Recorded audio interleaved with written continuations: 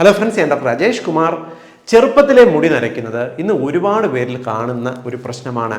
പലരും ചെയ്യുന്ന എന്താണ്, വളരെ ചെറുപ്പമാണെന്നുണ്ട്, ഇപ്പോൾ കുട്ടികൾക്കൊക്കെയാണ് കാണുന്നതെന്നുണ്ടെങ്കിൽ കൊണ്ടുപോയി ഡോക്ടറെ കാണിക്കും. ഡോക്ടർ വേണ്ട പരിശോധനകൾ നടത്തും. മുതിർന്നവരാണെന്നുണ്ടെങ്കിൽ ഒന്നുകിൽ കിട്ടുന്ന എന്തെങ്കിലും കളേഴ്സ് എന്തെങ്കിലും അപ്ലൈ ചെയ്ത് ഈ നരയെ മറച്ച് മുന്നോട്ട് പോകാനായിട്ട് ശ്രമിക്കും. മറ്റു ചിലരാണെന്നുണ്ടെങ്കിൽ ഇത് ഒരു സാൾട്ട് ആൻഡ് പെപ്പർ അപ്പിയറൻസ് ആണെന്ന് കരുതി അതൊരു സ്റ്റൈലായിട്ട് കൊണ്ടു നടക്കുന്നവരുണ്ട്.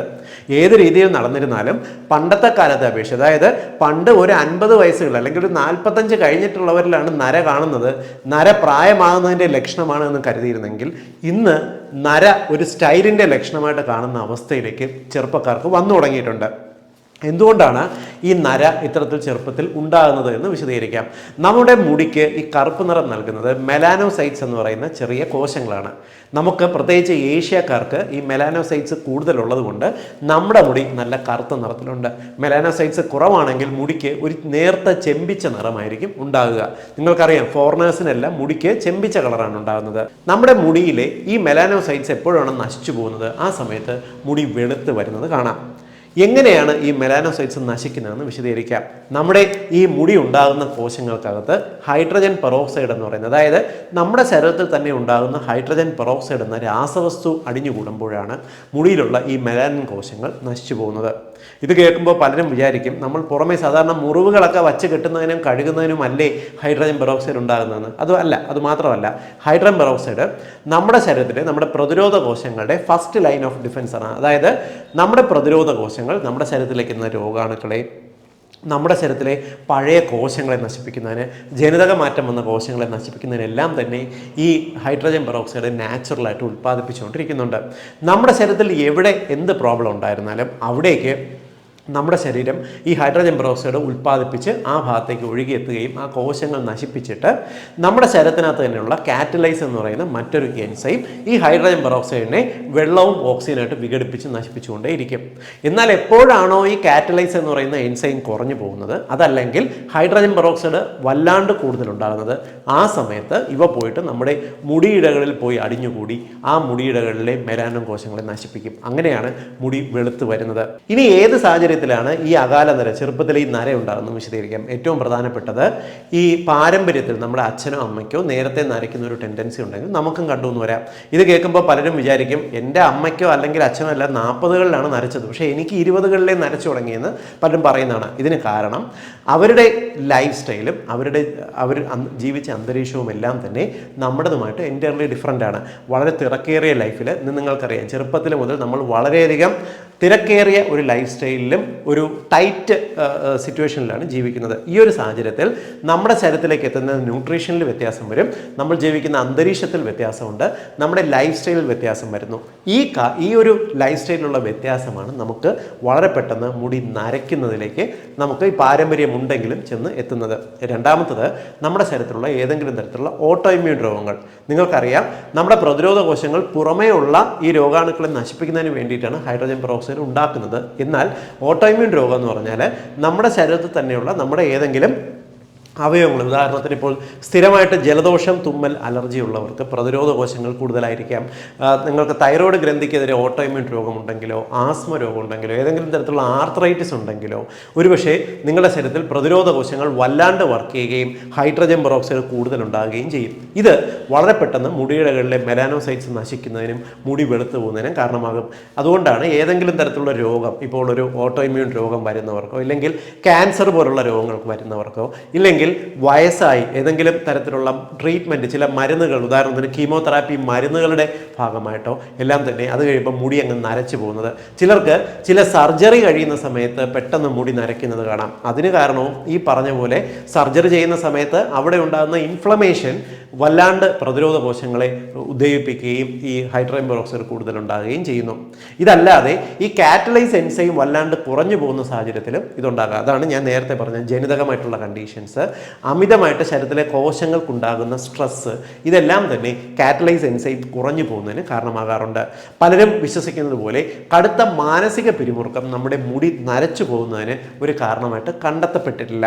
ഇത് മാത്രമല്ല, നമ്മൾ മുടിയിൽ ഉപയോഗിക്കുന്ന ചില കളറുകൾ, ചില രാസവസ്തുക്കൾ, ഇവയും നമുക്ക് മുടി പെട്ടെന്ന് നരയ്ക്കുന്നതിന് കാരണമാകാറുണ്ട്. ചിലർ പറഞ്ഞു കേൾക്കാറില്ലേ, 1-2 മുടി നരയേ ഉണ്ടായിരുന്നുള്ളൂ, ഞാനൊരു അല്പം ഡൈ ഉപയോഗിച്ചു, അതിനുശേഷം വളരെ പെട്ടെന്ന് വെളുത്തുപോയെന്ന് പറഞ്ഞിട്ടില്ല. ഇതിന് കാരണം ഈ മുടി കളർ ചെയ്യാൻ ഉപയോഗിക്കുന്ന ഏജന്റുകൾക്കകത്ത് ഒരുപക്ഷെ മുടിക്ക് ഒരു ബ്ലീച്ചിങ് ഏജന്റായിട്ട് ഹൈഡ്രജൻ പെറോക്സൈഡ്, ഒരുപക്ഷെ ആർട്ടിഫിഷ്യൽ ഹൈഡ്രജൻ പെറോക്സൈഡ് അടങ്ങിയിട്ടുണ്ടാകാൻ സാധ്യതയുണ്ട്. ഹൈഡ്രജൻ പെറോക്സൈഡ് അടങ്ങിയിട്ടുള്ള കളേഴ്സ്, ഡൈസ് ഉപയോഗിച്ച് കഴിഞ്ഞാൽ ഇത് ആ മുടിക്ക് ചുറ്റുമുള്ള മറ്റു രോമകോശങ്ങൾക്കകത്തും ഉള്ള ഈ മെലാനിനെ നശിപ്പിക്കുകയും മുടി പെട്ടെന്ന് മൊത്തത്തിൽ വെളുത്തു പോകുന്ന ഒരു സാഹചര്യം വന്നു എന്ന് വരാം. ഇനി ഒരാൾക്ക് ഈ മുടി വെളുത്ത് വരുന്ന ഒരു ടെൻഡൻസി ഉണ്ടെങ്കിൽ അവരുടെ ശരീരത്തിലെ കാറ്റലൈസ് എന്ന് പറയുന്ന എൻസൈമിനെ എങ്ങനെ വർദ്ധിപ്പിക്കാം ഉള്ള ചില ഭക്ഷണങ്ങളുണ്ട്. ഇവ എന്തെല്ലാം എന്ന് വിശദീകരിക്കാം. ഏറ്റവും പ്രധാനപ്പെട്ടത്, നമുക്ക് ചുറ്റും അവൈലബിൾ ആയിട്ടുള്ള ഫ്രൂട്ട്സും വെജിറ്റബിൾസും അത്യാവശ്യം പ്രോട്ടീൻസും കൂടുതലായിട്ട് കഴിക്കുക എന്നുള്ളതാണ്. കാരണം ഭക്ഷണത്തിനകത്തുള്ള വൈറ്റമിൻസും മിനറൽസും അത് ഏതൊക്കെയെന്ന് ഞാൻ വിശദീകരിക്കാം. ഏറ്റവും പ്രധാനപ്പെട്ടത് അയണും ഫോളിക് ആസിഡും അടങ്ങിയിട്ടുള്ള പച്ചക്കറികൾ, പ്രത്യേകിച്ച് ഇലവർഗ്ഗങ്ങൾ. നമുക്ക് ചുറ്റും അവൈലബിൾ ആയിട്ടുള്ള ഇലവർഗ്ഗങ്ങൾ ചെറുപ്പം മുതലേ കുട്ടികളെ ശീലിപ്പിക്കുക. ചീര, മുരിങ്ങയില, തഴുതാമയില, മധുരച്ചീരയില, പയറിൻ്റെ ഇല, അതേപോലെ തന്നെ നമുക്ക് മാർക്കറ്റിൽ അവൈലബിൾ ഉള്ള മല്ലിയില, കറിവേപ്പില പോലുള്ള ഇലവർഗ്ഗങ്ങൾ എത്രത്തോളം നമ്മുടെ ഭക്ഷണത്തിൽ ഉൾപ്പെടുത്തുമോ അത്രത്തോളം നമ്മുടെ രക്തത്തിലുള്ള കാറ്റലൈസ് എൻസൈംസ് വളരെയധികം ആക്റ്റീവായിരിക്കും. മാത്രമല്ല, ഇനി വൈറ്റമിൻസും മിനറൽസിൻ്റെയും കാറ്റഗറി നോക്കിക്കഴിഞ്ഞാൽ ഏറ്റവും കൂടുതലുള്ളത് ബി കോംപ്ലക്സ് വൈറ്റമിൻസ്, നമ്മുടെ തവിടുള്ള ഭക്ഷണങ്ങൾ അടങ്ങിയിട്ടുണ്ട്, പച്ചക്കറികൾ അടങ്ങിയിട്ടുണ്ട്, മത്സ്യമാംസാദികളിൽ അടങ്ങിയിട്ടുണ്ട്. ഇനി സെലീനിയം, കോപ്പർ, മെഗ്നീഷ്യം പോലുള്ള മിനറൽസ് നമുക്ക് ഈ കാറ്റലൈസ് എൻസൈം വർദ്ധിപ്പിക്കാനായിട്ട് സഹായിക്കുന്നു.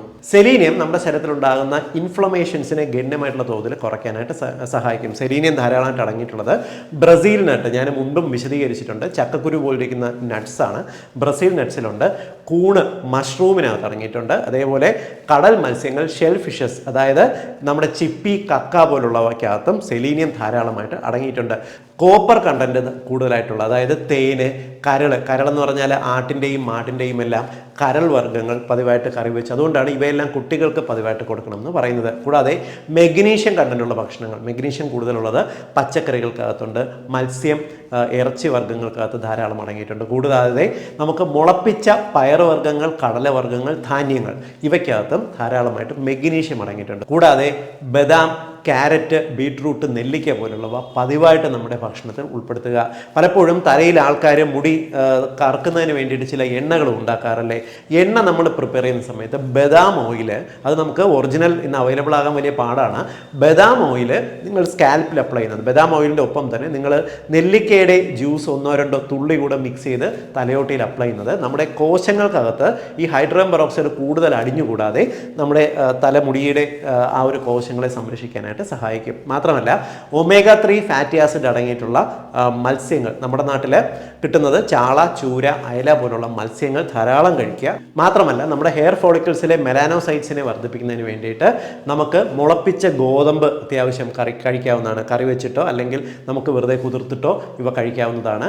കൂടാതെ നമുക്ക് അവൈലബിൾ ആയിട്ടുള്ള ഫ്രൂട്ട്സ്, ചെറി, ആപ്പിൾ, അവക്കാഡോ, തണ്ണിമത്തൻ പോലുള്ളവ പതിവായിട്ട് ഉൾപ്പെടുത്തുക. ഇതും നമ്മുടെ മെലാനിൻ്റെ ആ ഒരു മെലാനോസൈറ്റ്സിൻ്റെ സ്റ്റിമുലേഷന് നല്ലതാണ്. കൂടാതെ വെളുത്തുള്ളി, ബ്രോക്കോളി, ക്യാരറ്റ്, മധുരക്കിഴങ്ങ് ഇവയും പതിവായിട്ട് ഉൾപ്പെടുത്തുക. ഇതും നമ്മുടെ കാറ്റലൈസ് എൻസൈമിനെ വർദ്ധിപ്പിക്കുന്നതിനും നമ്മുടെ മുടി കൂടുതൽ കറുത്ത് നിൽക്കുന്നതിനും സഹായിക്കും. സോ ഈ തരത്തിൽ ഉള്ള ഒരു ഭക്ഷണ ശൈലി ഫോളോ ചെയ്താൽ മാത്രമേ നമുക്ക് മുടി കൂടുതൽ നരയ്ക്കാതെ പിടിച്ചു നിർത്താൻ സാധിക്കത്തുള്ളൂ. ഇന്ന് കൊച്ചു കുട്ടികൾക്ക് വരെ ഈ ഓട്ടോഇമ്മ്യൂൺ രോഗത്തിൻ്റെ ടെൻഡൻസി ഉള്ളതുകൊണ്ട്, ഇപ്പോൾ ഉദാഹരണത്തിന് പറയാം, ഇപ്പോൾ ഡ്രൈ സ്കിൻ ടെൻഡൻസി ഉള്ള കുട്ടികൾ, അലർജി ടെൻഡൻസി ഉള്ള കുട്ടികൾക്ക്, അതായത് സ്ഥിരമായിട്ട് തുമ്മൽ, ജലദോഷം, മൂക്കട പോലുള്ള രോഗങ്ങളുള്ള കുട്ടികൾക്കെല്ലാം മുടി ക്രമേണ നേരത്തെ നരച്ചു വരുന്ന ഒരു ടെൻഡൻസി കണ്ടുവരുന്നുണ്ട്. ഇതും ഒരുപക്ഷെ നമുക്കൊരു പരിധിവരെ ചെറുക്കുന്നതിന് നമുക്ക് ഇത്തരത്തിലുള്ള ഭക്ഷണ രീതി ഫോളോ ചെയ്യുന്നത് നന്നായിരിക്കും. അപ്പോൾ അകാല നര ഉണ്ടാകുന്നത് എന്തുകൊണ്ടാണെന്നും എങ്ങനെയാണ് ഇത് നമ്മുടെ ചെറുപ്പക്കാരിൽ കൂടി വരുന്നതെന്ന് നിങ്ങൾക്ക് മനസ്സിലായെന്ന് വിശ്വസിക്കുന്നു. ഇത്തരക്കാർ ഭക്ഷണത്തിൽ എന്തെല്ലാം മാറ്റങ്ങൾ വരുത്തണമെന്നുള്ള ഈ ഒരു ഇൻഫർമേഷൻ നിങ്ങൾ എല്ലാ സുഹൃത്തുക്കളുടെയും എല്ലാ കുടുംബത്തിൻ്റെയും അറിവിലേക്കായിട്ട് ഷെയർ ചെയ്യുക. ഡെഫിനറ്റ്ലി ഒരുപാട് പേർക്ക് ഉപകാരപ്പെടുന്ന ഒരു അറിവാണിത്. വീണ്ടും മറ്റൊരു അവസരത്തിൽ മറ്റൊരു വിഷയമായി കണ്ടുമുട്ടാം. ബൈ.